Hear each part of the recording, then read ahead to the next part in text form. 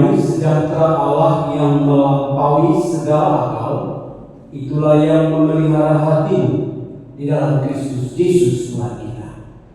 Amin. Shalom, selamat Minggu Trinitatis bagi Bapak Ibu, saudara-saudari yang terkasih dalam Tuhan Yesus Kristus. Minggu kita ini, Minggu Trinitatis yang kedua dari firman Tuhan yang akan menjadi renungan bagi kita. Dari 1 Samuel pasal 8 ayat 4 sampai dengan ayat 11. Tema kita Tuhan menguatkan hambanya. Saya akan bacakan untuk kita firman Tuhan. Mari Bapak Ibu boleh untuk terus menyimak dalam hati. Firman Tuhan. Sebab itu semua tua-tua Israel berkumpul dan datang kepada Samuel di Rama. Mereka berkata kepadanya, engkau sudah tua, dan anak-anakmu tidak mengikuti jejakmu. Sebab itu, angkatlah bagi kami seorang raja untuk memerintah kami, sama seperti semua bangsa lain. Tetapi Samuel kecewa ketika mereka berkata, berikanlah kami seorang raja untuk memerintah kami. Maka Samuel berdoa kepada Tuhan. Tuhan berfirman kepada Samuel, dengarkanlah suara rakyat, semua yang mereka katakan kepadamu. Bukan engkau yang mereka tolak, tetapi akulah yang mereka tolak, supaya aku tidak lagi menjadi raja atas mereka. Mereka meninggalkan aku dan beribadah kepada ilah-ilah lain sejak aku menuntun mereka keluar dari Mesir sampai sekarang. Sama seperti yang mereka lakukan kepadaku, demikian juga mereka lakukan kepadamu. Sebab itu, dengarkanlah suara mereka. Hanya saja engkau harus memberi peringatan keras kepada mereka dan memberitahu mereka hak raja yang akan berkuasa atas mereka. Samuel menyampaikan semua perkataan Tuhan kepada rakyat yang meminta seorang raja kepadanya. Katanya, inilah hak raja yang akan berkuasa atas kamu. Ia akan mengambil anak-anakmu laki-laki untuk ditugaskan di kereta perang atau di pasukan berkuda ataupun berlari di depan keretanya. Demikian pembacaan firman Tuhan. Bapak Ibu saudara yang terkasih dalam Tuhan Yesus Kristus, jika kita belajar dari firman Allah, banyak hal yang disingkapkan di tengah-tengah dunia ini. Salah satunya adalah negara Indonesia yang dulunya kita terkenal dengan berbagai kerajaan-kerajaan di Nusantara.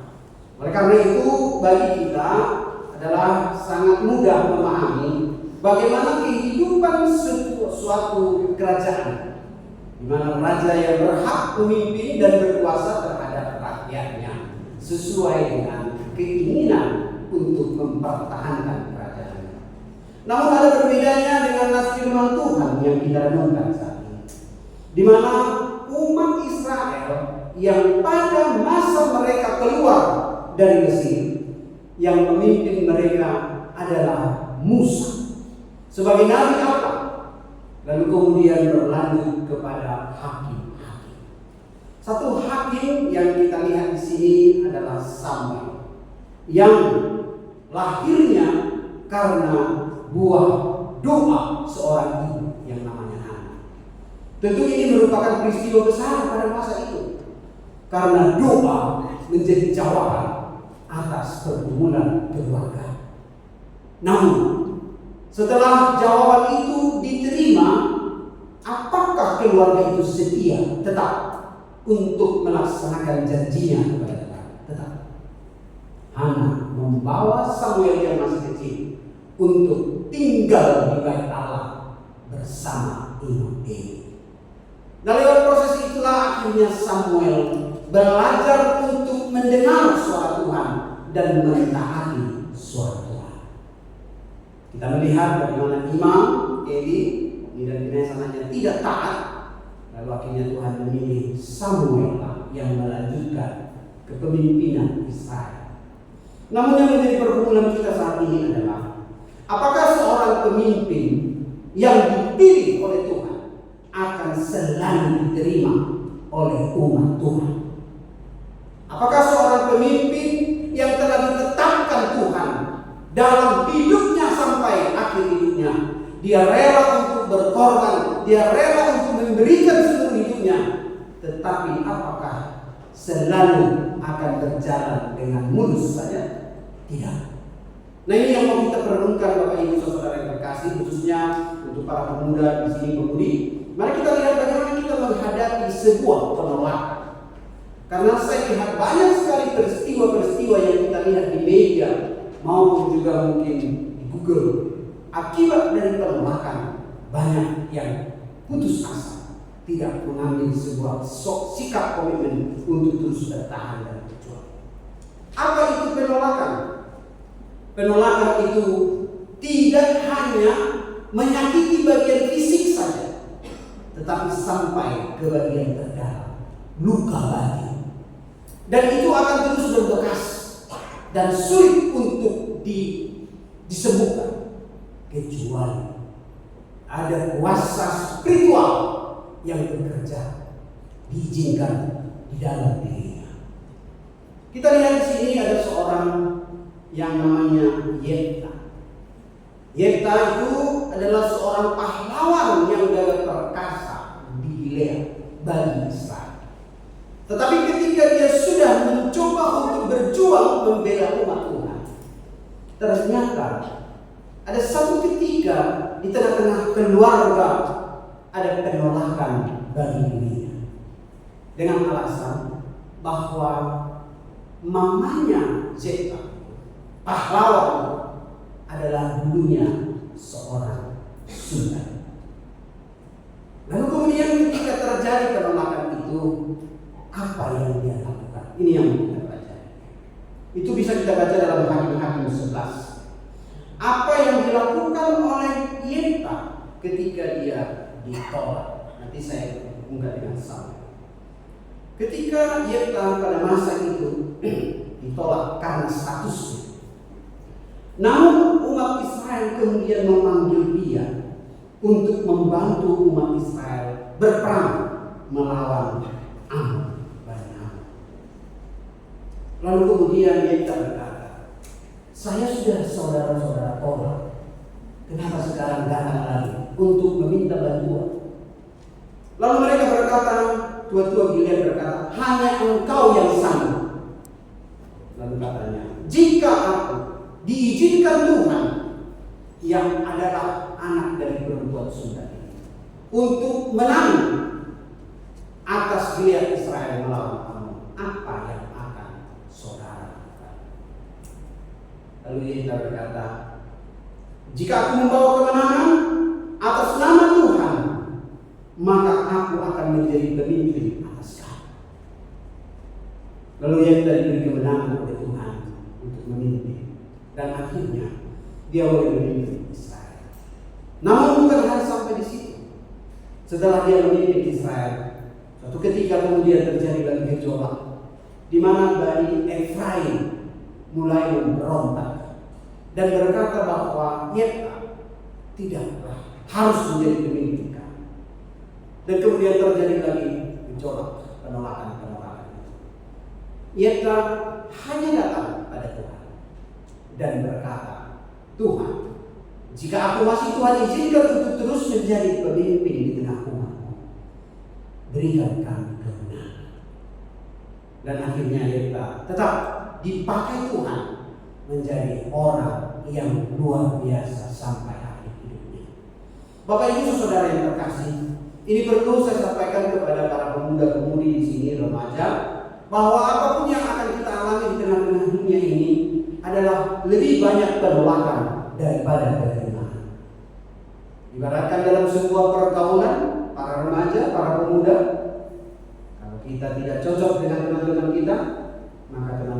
kita akan membuli dan bahkan memungkinkan kita. Apakah kita harus selalu berharap? Apakah kita harus selalu mengikuti kemauan mereka? Apakah kita harus tidak menunjukkan dari diri kita sebagai seorang Kristen, sebagai seorang yang percaya kepada Yesus, atau kita ikuti saja kemauan mereka tanpa harus menunjukkan identitas keimanan kita di hadapan Tuhan? Ini yang menjadi pergumulan yang disampaikan oleh Samuel kepada Israel. Israel menginginkan perubahan. Tidak ada seorang pun di dunia ini yang mau hidup maju tidak menginginkan perubahan, bertransformasi. Bahkan kepompong sendiri pun untuk menjadi kupu-kupu, dia harus mau bertransformasi, meninggalkan ulat yang mungkin tidak enak untuk dipandang. Dan oleh karena itu kita sebagai manusia juga diundang oleh Tuhan untuk mengintrospeksi diri kita. Sejauh manakah kita mengenal Allah yang menjadi citra gambar imago kita untuk berjalan bersama Dia di tengah-tengah pergumulan kehidupan kita. Samuel sampai masa tuanya dia tetap setia kepada Tuhan. Namun di kesetiaan itulah dia semakin diuji. Sebagaimana yang sudah kita baca tadi, bahwa setelah Samuel tua lalu dikatakan di sana, mereka mengatakan, engkau sudah tua.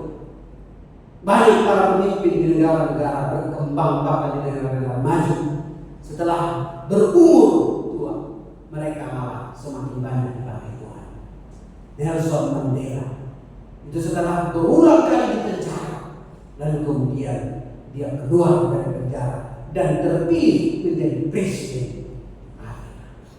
Maka tokoh-tokoh besar yang ada di dunia ini tidak tergantung pada umur.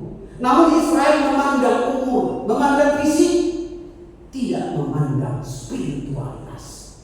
Mari kita belajar untuk tidak melihat manusia dari penampilannya, tapi melihat dia bagaimana dia mengekspresikan hidupnya karena dia telah mengenal Tuhan di tengah-tengah pekerjaan dan pelayanannya. Yang kedua, kadang-kadang orang tua menjadi disalahkan atau gagal karena anaknya tidak seperti orang tuanya. Like son, like father. Harapan kita anak boleh mengikuti karakter bahkan sifat baik dari orang tua. Tetapi kenapa anak tidak pernah diajar untuk berkata kotor atau berkata yang tidak baik? Kenapa mereka lebih cepat untuk menghafal, mengucapkan, bahkan melakukan hal-hal yang menyakitkan dan mengecewakan bagi saudara-saudaranya? Seperti Yusuf, saudara-saudaranya membuang dia, menjual dia kepada Potifar atau kepada perbudakan. Kenapa? Itulah sikap akibat dosa. Manusia tidak perlu diajari untuk berdosa karena habitnya, karena tabiatnya sudah jatuh di dalam dosa. Oleh karena itu tidak ada di antara kita yang berkata aku tidak berdosa, seperti kertas putih tidak mengalami sebuah cacat. Tidak. Semua kita sudah lahir dalam dosa. Oleh karena itu Allah mengatakan bahwa semua manusia telah jatuh ke dalam dosa. Tidak ada seorang pun yang tidak berdosa. Hanya karena kemuliaan Tuhanlah, hanya kasih karunia Tuhanlah kita diselamatkan.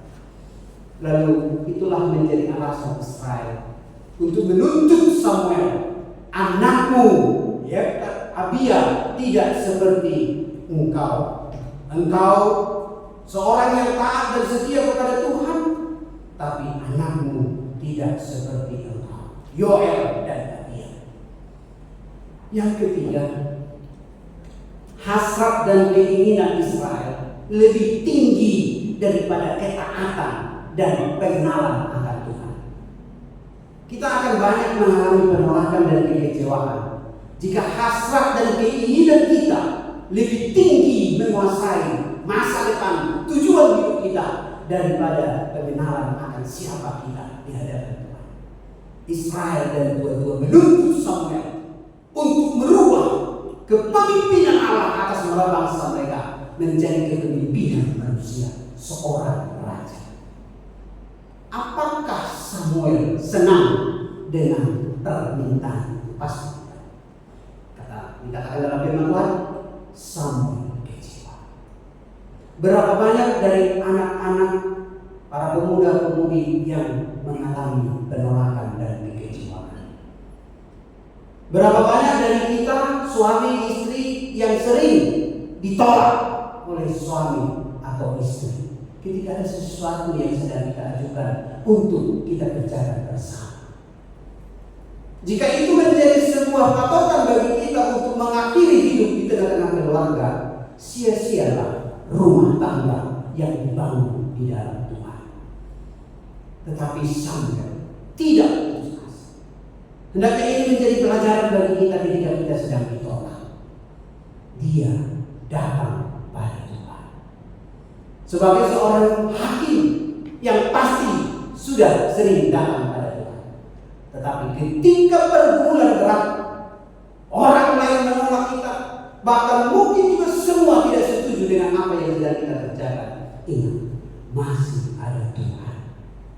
Tuhan tidak akan membiarkan kita jika kita mau tetap bersama Dia, bahkan mengandalkan Dia.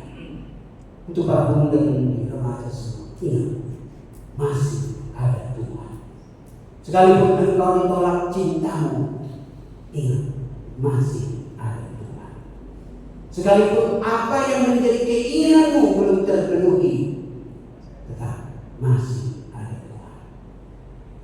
Sekarang ini akan masuk dalam masa-masa liburan anak sekolah, dan biasanya orang tua selalu ingin mengapresiasi anak-anaknya bagi mereka yang mendapatkan nilai yang baik dan membahagiakan atau membanggakan.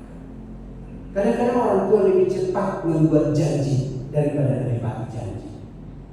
Dikatakan nanti kalau nilainya bagus, nanti kalau engkau bisa mendapat favorit di kelas, Papa Mama akan memberikan kepadamu sepatu baru. Begitu nilai bagus diumumkan, ambil rapor nampak nilai saya bagus. Lalu kata Mama Papanya, ya, seperti Mama atau seperti Papa, hadiahnya mana? Tunggu, tidak ada diterima nilainya. Udah mau masuk sekolah, lalu berpikir dia, karena mendengar khotbah ini, ya, Tuhan, khotbah berkata, jika ada permohonan kami yang belum dijawab oleh orang tua, kami berdoa. Justru setiap makan dia bilang, aku yang berdoa, aku yang berdoa. Doanya Tuhan, tolonglah kami. Tolong orang tua kami yang telah berjuang untuk kami, berkati hidupnya sehingga apa yang dijanjikannya dipenuhi menjadi sepatutnya.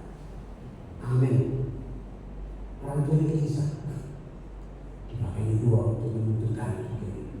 Tapi itu pun karena belum waktunya untuk dididik, dia pikir lagi, Ma, liburan lagi kita sudah masuk sekolah. Mana? Di rumah Opung. Oh iya, rumah. Setelah sampai di rumah Opung, makan. Lalu dia bilang, Ma, Pak Opung, awal lagi. Oh iya, Tuhan, terima kasih. Aku sudah lulus, sudah mendapatkan nilai terbaik. Dan semua Papa memberikan sesuatu. Tapi sampai hari ini belum. Aku percaya Tuhan mendengar doa sesuai dengan firman-Mu. Opung juga di sini mendengar doa. Tuhan pasti akan buka hati Opung. Berkati kami Tuhan. Terima kasih. Dalam nama Yesus, amin. Setelah amin, Opungnya ya dong. Dan kalau anak kita kalau skripsi pagi kami ngomong, ya Opung, janji harus ditepati. Itu kan Tuhan. Oke, setelah makan nanti kita jalan-jalan ke mall. Opung yang baik, ini nangka Opung. Doa terjawab. Samuel dijawab Tuhan, tetapi bukan untuk sepatu. Samuel mengerti isi hati Tuhan. Dia tahu mana yang terbaik untuk Israel ketimbang apa yang diminta oleh orang-orang Israel. Mungkin seperti kita anak-anak kita. Kita sering menuntut orang tua kita. Kita sering meminta apa yang bukan bagian kita. Tetapi sadarlah, semuanya pasti akan terpenuhi sesuai dengan apa yang kita butuhkan, bukan apa yang kita inginkan. Israel gagal karena mereka menginginkan bukan apa yang mereka butuhkan. Mari kita belajar untuk meminta kepada Tuhan apa yang Tuhan inginkan kita butuhkan, bukan apa yang kita inginkan, supaya Tuhan melindungi. Karena itu akan mendatangkan hal yang tidak baik bagi kita. Buktinya, setelah Raja Saul dilantik menjadi Raja Israel, maka Raja Saul mengecewakan Tuhan, dan Tuhan meninggalkan dia sebagai Raja pertama. Bapak Ibu, jangan sampai Tuhan meninggalkan kita karena tuntutan-tuntutan kita tidak selaras dengan keinginan Tuhan. Ini yang bisa kita lihat. Apa sikap Samuel dan apa sikap kita? Bagaimana cara Tuhan untuk menguatkan kita menghadapi pergumulan, penolakan yang sering kita hadapi saat ini di tengah-tengah pergaulan para pemuda-pemudi, bahkan juga di tengah-tengah keluarga, suami dan istri. Banyak sekali penolakan. Yang pertama, memang Tuhan mengajarkan kepada kita, mari kita membuka hati kita untuk menerima pengertian dari Tuhan, bahkan memiliki cara pandang yang benar yang Tuhan inginkan sesuai firman-Nya, bukan sesuai keinginan kita. Di ayat 7 itu dikatakan ada penolakan. Yang kedua, mari kita belajar untuk bersedia dituntut. Karena tuntunan itu ibaratkan kita dituntut oleh gembala atau armah untuk sampai kepada rumput yang hijau dan air yang tenang. Karena apa? Pasti yang terbaik yang sedang Tuhan pikirkan, siapkan untuk kita. Yang ketiga, mari membekali diri dengan ketaatan dan keberanian. Jangan mudah melo atau cengeng. Samuel yang sudah berkorban hidup matinya untuk Israel, sampai Israel mendapatkan kemakmuran, keamanan dan ketentraman pada masa dia menjadi hakim, karena Tuhan berada di tengah-tengah mereka. Namun itu pun tidak membuat dia sombong dan bangga diri. Sekalipun dia harus ditolak, asalkan Tuhan tidak menolak dia, dia tetap setia. Bahkan dia terus membekali dirinya supaya dia tetap kuat menjalankan firman Tuhan. Karena setelah ini, maka Samuel harus melantik Raja Saul, namun kemudian memutuskan hubungan kepada Raja Saul karena dia telah mengambil posisi untuk mengorbankan korban kehadapan Tuhan yang seharusnya dilakukan oleh Samuel. Lalu Tuhan berkata, rohku kupindahkan utari dari Saul. Lantiklah Daud yang masih kecil dan remaja sedang berada di padang rumput, dan Daud adalah orang yang ditolak dari tengah-tengah keluarganya. Karena apa? Karena dia pendek dan tidak cocok untuk menjadi tentara. Tetapi orang-orang yang ditolak, mereka-mereka yang mau datang dan mengandalkan Tuhan, maka mereka-mereka yang akan dipilih oleh Tuhan menjadi orang-orang penting di tengah-tengah hidup keluarga, bangsa dan negaranya, bahkan di tengah-tengah pekerjaannya. Mari Bapak Ibu, jangan engkau putus harapan jika pun engkau sedang ditolak. Tetapi lihat, dalam setiap penolakan, jika itu dikerjakan karena engkau tetap setia kepada Tuhan, maka engkau tidak akan pernah menjadi surut, tapi akan terus menjadi bangkit dan naik. Sikap kita sebagai seorang yang telah diselamatkan oleh Tuhan ada 4 di sini. Tuhan jadikan menjadi sumber kekuatan, namun milikilah hubungan persekutuan dengan Tuhan. Karena tanpa hubungan persekutuan dengan Tuhan, kita tidak tahu isi hati Tuhan, kita tidak tahu rencana Tuhan, bahkan kita tidak mengerti bagaimana kita membangun spiritualitas kita, membangun karakter dan moral kita, membangun attitude kita, sehingga kita boleh menjadi orang yang berhadapan dengan dunia ini di berbagai kesulitan. Yang kedua, orang-orang yang diberkati oleh Tuhan adalah orang-orang yang mau tetap setia dalam perkara kecil, sehingga dia akan memperoleh perkara-perkara besar. Kita tidak bisa menjadi seorang pemimpin besar jika kita belum melewati proses-proses yang kecil. Oleh karena itu, tetap taat dan setia, berani menghadapi tantangan, bahkan tetap mau berkorban sebagaimana yang Tuhan inginkan. Yang ketiga, dalam setiap pengorbanan harus ada penyerahan. Taat, tunduk, patuh pada Tuhan. Mungkin dalam segala hal, dalam segala kondisi, dalam segala keadaan. Ketaatan menjadi petunjuk bagi kita. Beberapa minggu ini kami kondisinya terganggu.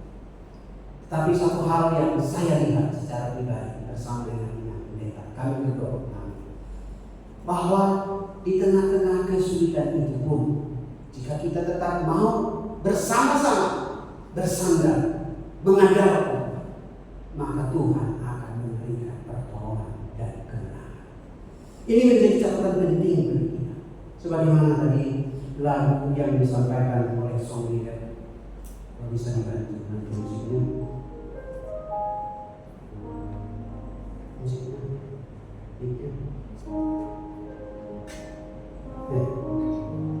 Mic-nya song leader. Ya, kita tahu bahwa untuk bisa next selesai.